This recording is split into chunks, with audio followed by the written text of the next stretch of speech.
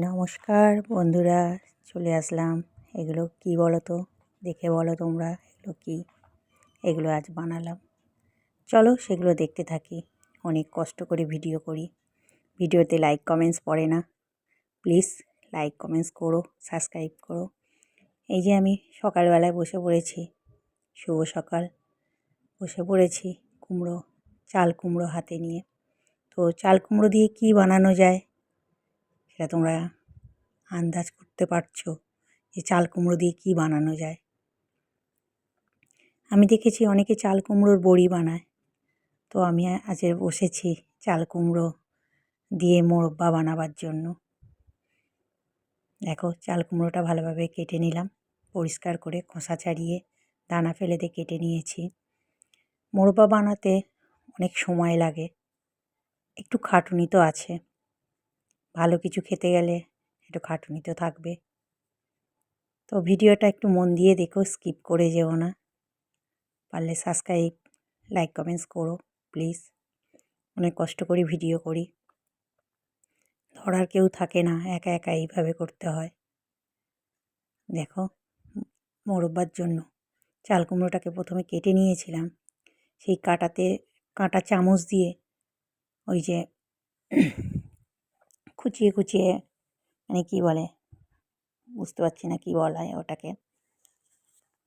তো এইভাবে করে নিতে হয় কাঁটা চামচ দিয়ে চাল কুমড়োটাকে। তো এইভাবে সবগুলো চাল কুমড়ো আমি কাঁটা চামচ দিয়ে বিট করে নিলাম, যাতে ভালোভাবে মিষ্টির শিরাটা ঢোকে।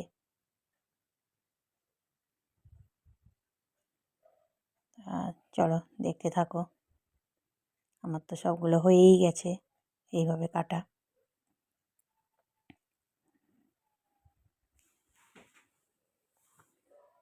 দেখো, এগুলো এতটাই নরম হয়ে গেছে যে চিপকাচ্ছি মানে রস বেরিয়ে যাচ্ছে, যে জলটা বেরাচ্ছে।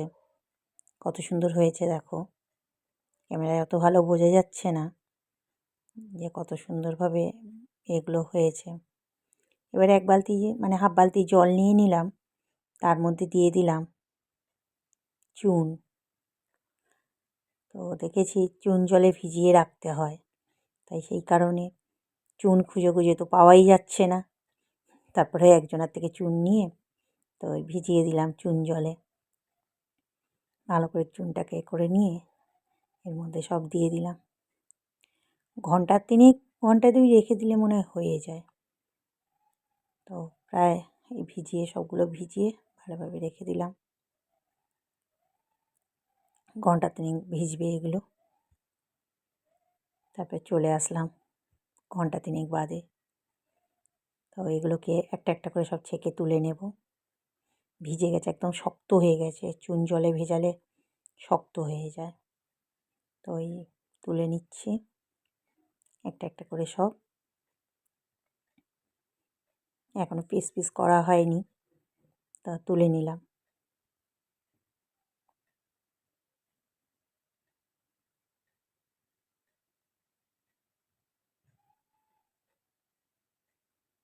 সবগুলো ছেঁকে নেওয়া হয়ে গেছে। এবার এগুলোকে আমি এদিকে গ্যাসেতে, এই জিনিসগুলো বানাতে গেলে অনেক সময় লাগে, যেহেতু এটা সিদ্ধ হবে আবার চিনির মধ্যে ফুটানো হবে। সেই সূত্রে আমরা দিদির বাড়িতে কাঠের জালে বানাতে এসেছিলাম। চলো তোমাদের সাথে সেগুলো শেয়ার করব বলেই সব ভিডিও করে রেখে দিয়েছি। তো প্রথমে একটা গ্লাসের মাপে কেটেছিলাম গোল করে, তা বৌমা বলল যে কাকিমা কেমন লাগছে, লম্বা লম্বা করে বানাও। তো আবার লম্বা বানালাম, নিয়ে বসে গেছি কাটবো বলে। সব তো কেটেই নিচ্ছে এইভাবে। তো এটাকে একটু লাভ চিহ্নর মতো করলাম। এগুলো বানানোর জন্য ছাঁচ লাগে, যাই হোক একটু হয়েছে ছুরি দিয়ে। তা সবগুলো আমার কাটা কমপ্লিট। এবারে উনুনটাকে আমি জ্বালিয়ে নেব। প্রথমে কড়াইয়ের মধ্যে জল দিয়ে দিলাম, তো উনুনটাকে ধরিয়ে নিচ্ছি।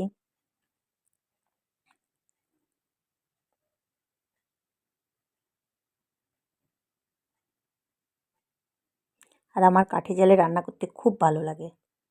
গ্যাসের থেকে তো অনেক জোরে জ্বলে। আমার রান্না করতে খুব ভালো লাগে। এমনি আমি রান্না করতে খুব ভালোবাসি। আর কাঠের জালে রান্না করতে আরও বেশি ভালো লাগে। কিন্তু বাসনটা মাজতে ভালো লাগে না, কালি বাসন। রান্না করে দেবো, রান্না করব, কিন্তু বাসন মাজব না। যাই হোক, আমার সিদ্ধ হয়ে গেছে কথায় কথায়। তো এবারে আমার এগুলো সব নামিয়ে নিচ্ছি।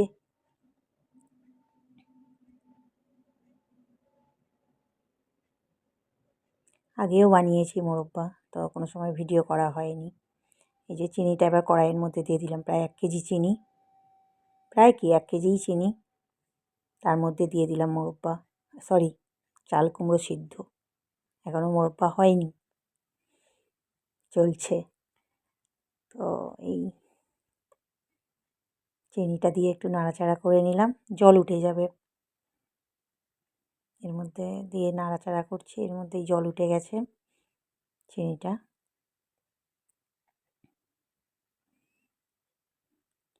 এইভাবে জাল দিয়ে পুরো চিনি শিরাটাকে একদম চাল কুমড়োর সঙ্গে একদম ঘন হয়ে যাবে। তার মধ্যে আমি দিয়ে দেবো একটু এলাচ, এলাচের দানা বের করে নিয়ে একটু থেঁতে নিয়ে দিয়ে দিলাম, একটু সেন্টটা আলাদাই হবে।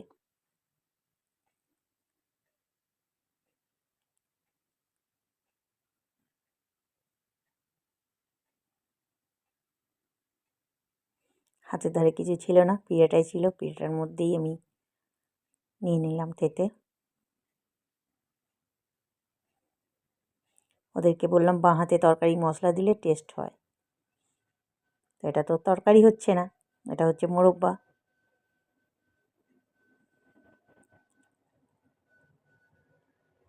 তা ওদিকে প্রায় হওয়ার মুখে,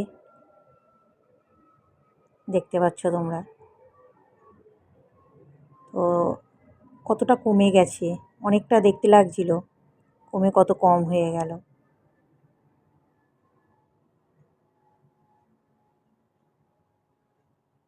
তো সকাল থেকে এইটার পিছনে আমাকে এই সন্ধ্যা হয়ে গেছে, 6টা বাজতে যায়।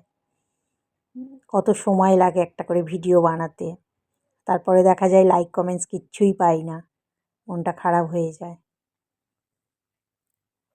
এত কষ্ট করে বানাবার পরে।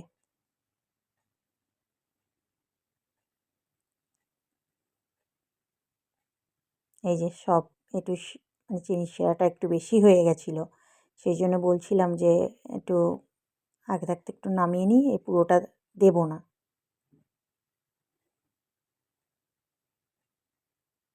তো লাস্টে আবার বলি না, দিয়েই দিই এর মধ্যে, শিরাটাকে এর মধ্যে দিয়ে দিই, দিয়ে দিলে ভালোই হবে। তো এর মধ্যে দিয়ে দিলাম।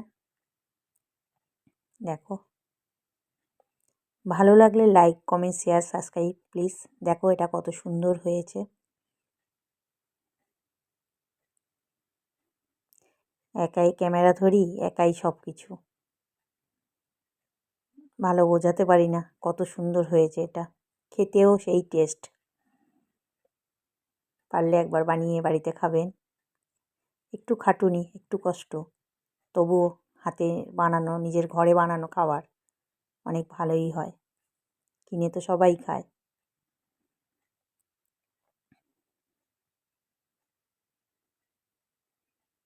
টাটা, বাই বাই, শুভরাত্রি।